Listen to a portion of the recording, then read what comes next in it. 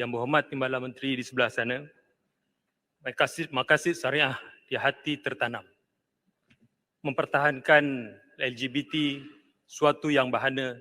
Sila jawab soalan saya nombor 6. Terima kasih Puan Speaker.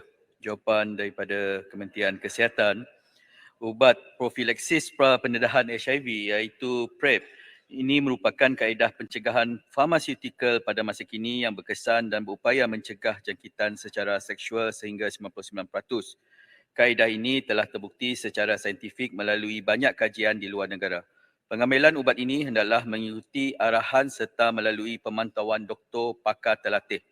Lebih 3/4 bersamaan 77% kes baru yang dilaporkan setiap tahun terdiri daripada golongan muda berumur di antara 20 hingga 39 tahun dan lebih 90% adalah kaum lelaki. Ini juga menunjukkan bahawa pendedahan kepada jangkitan HIV telah bermula dari bangku persekolahan lagi. Hampir kesemua 97% adalah dijangkiti melalui hubungan seksual. Buat masa ini, harga PrEP yang boleh diakses di klinik atau farmasi swasta adalah agak tinggi sehingga sekitar RM90 hingga RM120 bagi satu botol PrEP. Dengan kemampuan golongan muda yang terhad, khususnya dalam kalangan pelajar institusi pengajian, maka kaedah ini mampu mencegah penularan jangkitan. KKM sentiasa mengutamakan pencegahan berlandaskan nilai-nilai murni seperti abstinence. Namun mutakhir ini, isu penyalahgunaan substan memberikan cabaran besar kepada usaha pencegahan serta pencegahan. Justru PrEP adalah kaedah pencegahan tambahan yang ternyata berkesan yang perlu disediakan sebagai suplemen kepada usaha pencegahan sedia ada seperti advokasi abstinen, kondom, pengurangan risiko dan yang lain-lain. Mencegah dengan ubat PrEP adalah bersifat sementara berbanding merawat orang yang menghidapi HIV yang perlu mengambil ubat antiretroviral seumur hidup dan pastinya memakan belanja yang lebih besar. Di samping itu, jika orang yang menghidapi HIV mendapat komplikasi AIDS dan penyakit oportunistik, rawatan akan menjadi lebih mahal serta melibatkan kos hospital dan rawatan rapi yang sangat tinggi berbanding dengan pemberian PrEP yang hanya berharga ringgit Malaysia 320 bagi seorang untuk tempoh setahun. Merujuk kepada jawapan soalan kedua Kuala Langat berkenaan tentang kesan penggunaan PrEP kepada kewangan negara, kajian Central of Excellence for Research in AIDS ceria menunjukkan bahawa penggunaan PrEP sebagai langkah pencegahan transmisi HIV membantu menjimatkan kos kesihatan merawat HIV pada tahun 2006 hingga 2013 sebanyak 40 juta.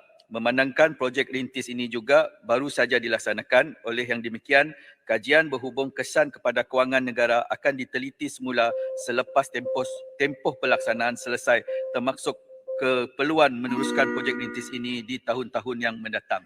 Sekian, terima kasih. Kuala Langat. Terima kasih Tuan Speaker. Soalan tambahan saya, PrEP ni bukan vaksin dan PrEP adalah ubat untuk merawat HIV. Dan pemberian kepada pengamal seks songsang ni yang mana adalah negatif HIV, seolah-olah kita menggalakkan ataupun kita tidak menghalang untuk aktiviti songsang ni. Dan adakah kerajaan memikirkan satu yang serius daripada sudut program pencegahan tingkah laku ataupun macam kempen anti rokok, klinik anti rokok, dan adakah selepas daripada tamatnya program ni setahun yang akan datang akan diberi pula ubat anti PrEP kepada pasangan yang HIV positif dengan alasan untuk mengurangkan kes-kes jangkitan ini. Dan saya dapat maklumat juga bahawa program perintis ini tidak mendapat pandangan daripada fatwa dan juga stakeholder di beberapa peringkat pada peringkat awalnya sebelum dimulakan pada Januari 2023 ini. Terima kasih. Terima kasih Kuala Langat. Saya mengambil pandangan sebegini berkenaan tentang program PrEP yang telah dimulakan. Bagi soalan berkenaan tentang engagement, kita telah mengadakan engagement bersama pihak agamawan dan antara tarikh-tarikh yang kita telah buat adalah pada 27 Jun 2022, kerjasama antara Jabatan Kesihatan Negeri Selangor dan juga Jabatan Agama Islam Selangor dan juga Selain dari itu, terdapat perbincangan susulan bersama KKM dan juga JAKIM pada 20 Disember. Sudah pasti kita bukan hanya sekadar mengadakan bersama agamawan, tetapi kita meluaskan pandangan-pandangan agama-agama yang lain seperti Hindu, Buddha dan juga pihak-pihak gereja. Dan juga saya berpendapat KKM mengadakan program PrEP ini adalah kerana untuk mengurangkan kadar jangkitan, bukan untuk menggalakkan satu tingkah laku seksual songsang.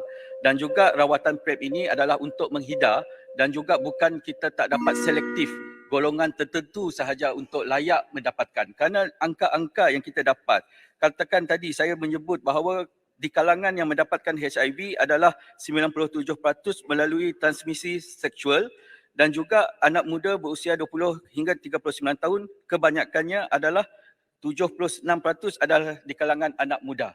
Dan juga kita beranggapan sekiranya kita memberikan rawatan PrEP ini, kita inginkan kerjasama masyarakat dan juga semua golongan-golongan profesional agamawan untuk membantu. Sementara mendapatkan rawatan PrEP ini, kita akan melakukan rawatan-rawatan abstinen, mengembalikan mereka untuk ke jalan yang betul dan juga sekiranya mereka meneruskan aktiviti ini, kita bimbang jangkitan HIV semakin menular dan angka menunjukkan bahawa HIV ini adalah merupakan satu masalah yang besar pada masa yang akan datang. Bandar Kuching. Yang Okey, Berhormat Bandar Kuching. Terima kasih Yang Buat Timbalan Menteri. Bagi saya untuk menyelesaikan satu isu, sebenarnya kita kena multi-prong. Contohnya kalau kita bagi PrEP, tidak semestinya kita tidak menggalakkan abstinence sebagai contoh. Sebagai seorang doktor, antara oath yang kita ambil, Hippocratic Oath, kita kena menolong merawat semua tak kira background, bangsa, agama dan demografi contohnya. Jadi kalau kita treat this as a health issues, sains jelas menunjukkan bahawa boleh mengurangkan kelebihan jangkitan hampir 90%. Malah ini bukan treatment, it's a preventive. Jadi the spirit is different. Tadi ada contohnya berapakah boleh kurangkan dari segi kewangan. Sebenarnya ada satu, there's a research clearly shows kita boleh jimat sehingga 47 juta ringgit dalam 8 tahun. Dan jika kita rawat awal, mereka tak perlu ambil rawatan seumur hidup. Jadi apakah pendapat Yang Buat Menteri sebagai perawat kesihatan? Adakah kita punya main aim adalah kesihatan seseorang tersebut? Apa khabar? Apa penjelasan? Apa khabar? Khabar baik Bandar Kuching. Dan juga saya sangat-sangat bersetuju dengan pandangan Bandar Kuching bahawa rawatan ataupun prevention yang kita buat dengan membagi PrEP ini adalah untuk bukan sebagai satu rawatan dan juga galakkan kepada pengamal-pengamal aktiviti songsang ini, tetapi sebagai langkah ke depan untuk mengurangkan. Dan juga kalau kita lihat data jumlah orang yang hidup dengan HIV pada 2022 yang belum dimuktamadkan, jumlah adalah 69,589 dan kes baru HIV pada 2022 adalah 3,177. Saya merasakan pendekatan PrEP ini dapat mengurangkan kadar jangkitan dan juga kebimbangan kita pada usia-usia yang seawal 18 tahun sudah mendapati HIV. Itu tidak mencukupi dengan langkah abstinence saja, tetapi saya menggalakkan sekiranya ada idea-idea dan juga program ini adalah merupakan program rintis di 18 buah klinik kesihatan di bawah KKM dan juga peruntukan ini adalah datang daripada Malaysia Aid Council. Saya merasakan sokongan terhadap program ini kita boleh duduk berbincang dan melihat apakah keperluan dan yes and no berkenaan tentang pemberian PrEP ini untuk masyarakat di Malaysia. Terima kasih Puan Speaker. Saya jemput Datuk Verdong bin Bahanda Kudat. Terima kasih